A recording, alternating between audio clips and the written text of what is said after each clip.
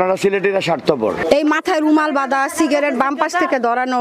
এর নাম কি সিলেটি? আমার এই পাশে মনে হয় এখনো আছে সালমান ভাই।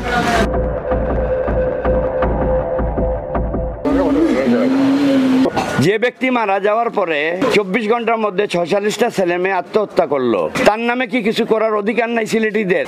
আমরা চাই যেন সালমান সাহেবের নামে একটা ছোট্ট রোগ, এটা আমাদের পানের দাবি, আপনাদের হাত জোর করে অনুরোধ করছি প্লিজ। সালমান শাহ মারা যাওয়ার পরে তার স্ত্রী 1, 2, 3 চতুর্থ বিবাহ করে স্বামীর সাথে ঘর করতেছে, তার বাপের বন্ধুর সাথে। সে এখন তো আর সালমান শাহর স্ত্রী না। সালমান শাহকে শাহরুখ খান ফলো করে, সালমান খান ফলো করে, বলিউড ফলো করা মানে কি, মানে বলিউড টালিউড সব সালমান শাহকে ফলো করে। বাইরের ডিস্ট্রিক্ট থেকে ছেলেপিলে আইসা তারা আমারে বলতেছে, মামা আপনারা সিলেটিরা স্বার্থপর, আমরা দাবি জানাই সিলেটে সালমান শাহর জন্য একটা কিছু করা হোক, স্টেডিয়ামের নাম দেওয়া হোক, বা একটা চত্বরের নাম দেওয়া হোক, বা একটা রোডের নাম দেওয়া হোক। এর নাম কি সিলেটি? এই মাথায় রুমাল বাঁধা, সিগারেট বাম পাশ থেকে ধরানো, গাড়ি চালানোর সময় বাম পা উঠে বসা, হাতের মধ্যে বিভিন্ন লোগো করে ইয়ে করা, স্টিকারওয়ালা গেঞ্জি পরা, গেঞ্জির উপরে গেঞ্জি পরা, তারপরে সুতা শুয়ের বিয়েগুলো মানে আলগা আলগা করে বাঁধা, এগুলো সব follow of Salman Shah style. আমরা জানি যে আত্মহত্যা করা মহাপাপ, এই জন্য করি না। আর অনেকে ওটা মানে ধরে রাখতে পারে নাই, যে সে নাই মানতে পারি না, বিষ খাবে, ফাঁসি দিবে, যেভাবে পারছে ওইভাবেই পারছে, মানে মরে গেছে আর কি। সারা দেশের মানুষেরই তো একটি চাওয়া, এই হত্যার মূল রহস্য কি? সালমান শাহ মারা যাওয়ার পরে যখন মারা গেল, পাশের বাসার ফ্ল্যাটের কেউ জানলো না, পাশের ফ্ল্যাটে কেউ জানলো না, পুলিশ জানলো না, কেউ জানলো না। ঘরে কাজের মহিলা 2টা, মনোয়ারা আর ডলি, আর ছিল আবুল কাজের লোক।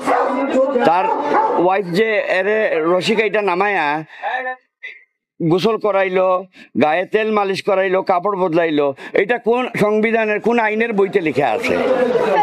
তো চাওয়া পাওয়ার কি আছে? আমরা সত্যটা জানতে চাই, সমগ্র দেশবাসী তার ভক্তবৃন্দ সত্যটা জানতে চায়।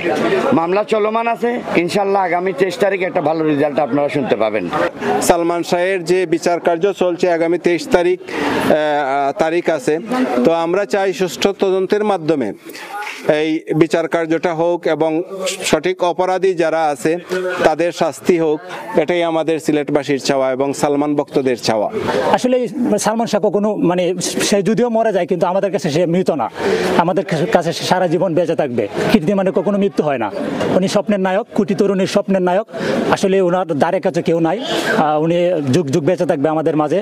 এবং এই সিলেটের বড় পুত্র সালমান শাহ, এবং তার যে ফিল্ডটা, তার সঙ্গে আমার কাজ হয়নি, বাট আমিও ঢাকা থেকে চলে আসছি সিলেটে, 2 দিন আগে অবস্থান করছি। আজকে ওনার বাড়িতে আসছি, ওনার মামার সঙ্গে দেখা করেছি, সালমান শাহ ব্যবহৃত জিনিসপত্র স্পর্শ করে দেখেছি এবং তার কবরস্থানেও যাব।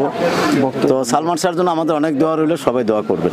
কিছু সংখ্যক রিপোর্টার যে সামিরার ইন্টারভিউ নেয়, সামিরা কে? ওর ইন্টারভিউ নিবে কেন?